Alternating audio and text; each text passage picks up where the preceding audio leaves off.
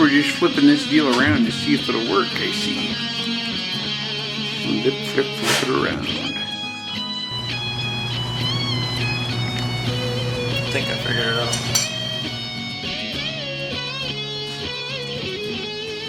We're here in the Black Rhino's workshop. What are we looking at today here? It's a 1983 Toyota 4x4, one of my favorite years. And I took the 22R out and I put a Cummins 4BT out of a delivery truck with a NV4500 model 2000 Dodge backing plate, flywheel, clutch, master cylinder, and I took I'm using the Toyota TK still because I like those. I'm using the Hydro Boost out of the delivery truck, adapted to the Toyota master cylinder. Power steering pump off of the Cummins runs all that. I'm running a power steering box off like an 87 Toyota 4Runner. Got an All Pro crossover steering. It's got the factory turbo yet. I need to switch that out to a better turbo, but this one's actually doing pretty good, so I might just leave it. It's got a factory Toyota 22R radiator. I didn't think it was gonna work, but I decided to try it, and so far it's cooling really good, so I'm not gonna mess with it till it gets hot out. Let's see what else I got. You have to do any chopping to get this thing to fit? I had to put a 2-inch body lift to clear the bell housing mainly. The bell housing's huge on these, so it's a 2000 model Dodge bell housing also. And another problem was the starter is off of a payloader. It's a 24 volt starter. We converted it to 12 volt, and I had to modify the ring gear or the spur gear on the starter to actually work with that bell housing. That was probably the biggest obstacle, was the starter, I would say, to try getting one that clear the frame. Okay, The kind of rest a nightmare, huh? Yeah, a nightmare pretty much, but Says Cummins is pretty much stock. Did you have Yeah, something with the injectors? I changed the injectors out to a guy rebuilt them. A guy, his name is I can't remember his first name, but it's Scott. He's on the 4btswap.com. He rebuilt the injectors, and I put a BD fuel pin in the VE fuel pump. Put a BD fuel pin in there, and that bumped it up pretty good. It runs like 35 pounds of boost at full throttle, so I'm happy with that, I guess. And pretty simple electrically. Yeah, like 2 wires. 1 wire to run it, other wires for the starter. I got 2 sending units, so I know I use the factory Toyota sending unit, and I use just the aftermarket one underneath the dash just to make sure I'm not overheating. I just want to run the factory one, but other than that, what transfer case you running? Just a Toyota. I'm still running the Toyota T-case because it's gear driven, and I didn't want that heavy E.M.P 205 under there because I don't think I need it. The truck's light enough, and I've never seen one break, so I'm not too worried about it. But What kind of exhaust do you do? just a 3-inch, custom bent 3-inch, just straight pipe for now. Took and built my own cross member mounts. Moved the cross member back. You can kind of see I built 3/4 inch plates, and I moved the whole thing back probably 10 inches. I had the drive lines shortened accordingly and lengthened, and then I put a Toyota Tacoma locking electric locker in the front axle. Let's see here. Put a locking Toyota Tacoma differential 410 gear ratio one. They're kind of hard to find, but so you just flip a switch and the front end's locked. Rear end has a lock right in it. Had to do a couple modifications to the gas tank. I had to take the bed off, modify some things there. Some of the wiring, trimmed up some of the wiring. I still gotta get wire loom and cover some of the wiring, but other than that, I got... You do something with the gear reduction? Yeah, oh yeah, I got a Marlin Crawler 4.701 gear set in the transfer case, so it's got a lot of low end power now, but it had low end power before anyway. But Superb. Let's try it. Okay, so we're in first gear, and you're in low. yeah, Look at our tremendous speed. Give her some onion.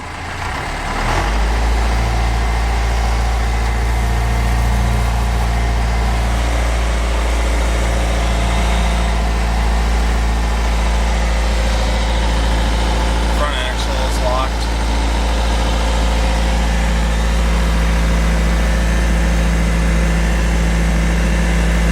Very exciting. It's pretty low. Yeah, it doesn't go fast. Work your way through the gears, man. That's second. Third.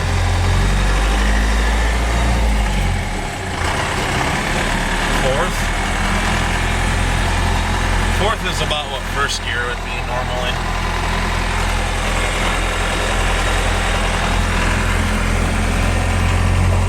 Going overdrive. There's 5th gear overdrive right there. Okay. Nice and low.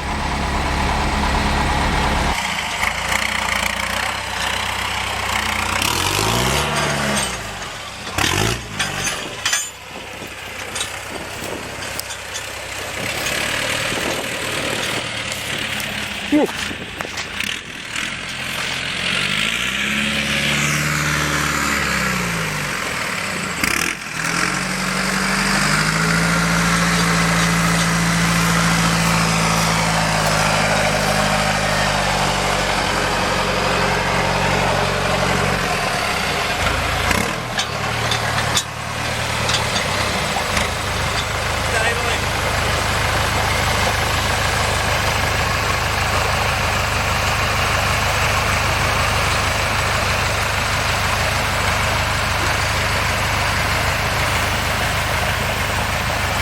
Might not look like much, but when you got a slope like this, just black ice, that's an extremely difficult task right there.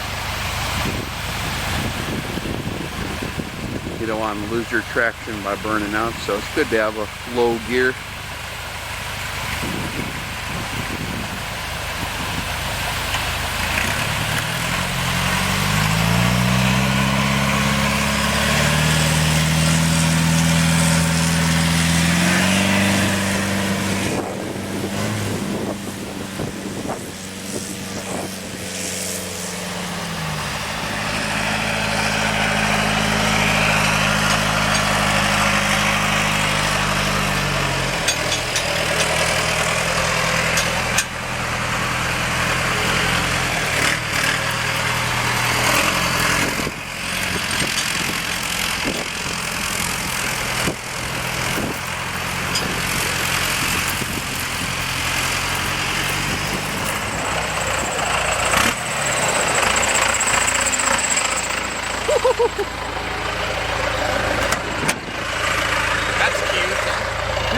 ice he is driving on the whole time. A little bit slick out there. Yeah. That's why it's hard to climb some of them. So climbing them glare ice hills would be pretty much impossible with the normal gear setup, I think. You gotta just burn out the whole time, huh? Yeah, I'm locked all four, so. Yep.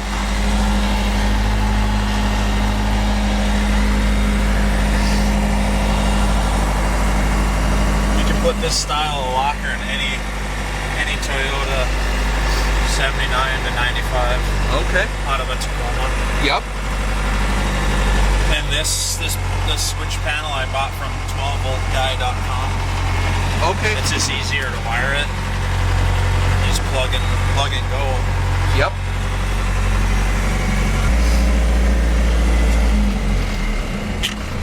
Show you something.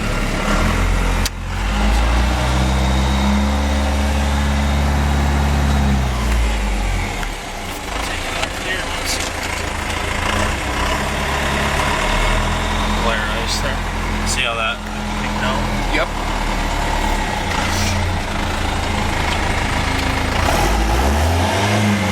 Nice manometer. Put it in 5th gear.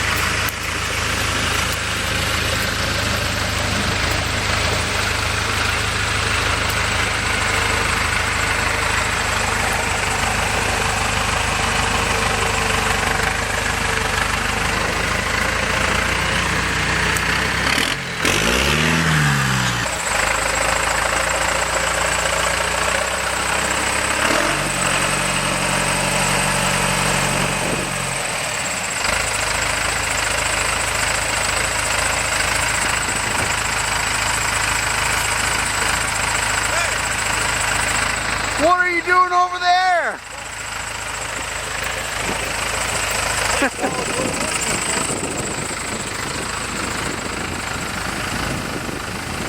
That's pretty good torque. Nice low gear.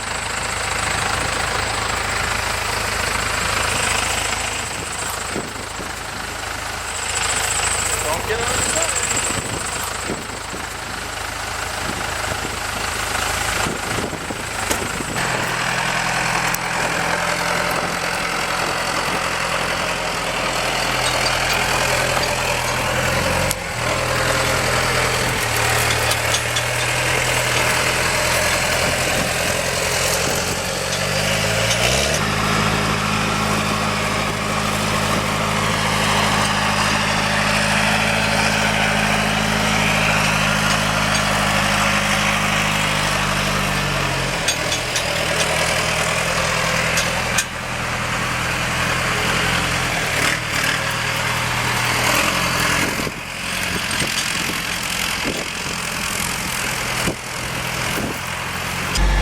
Pretty good setup for climbing slick, ice-covered hills.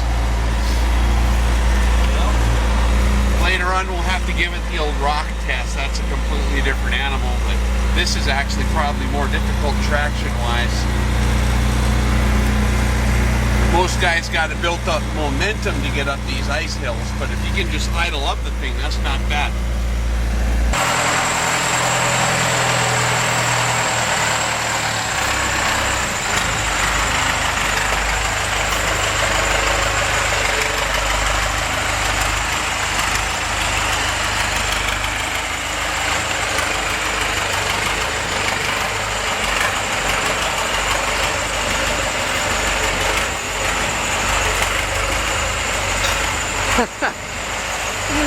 safe distance here.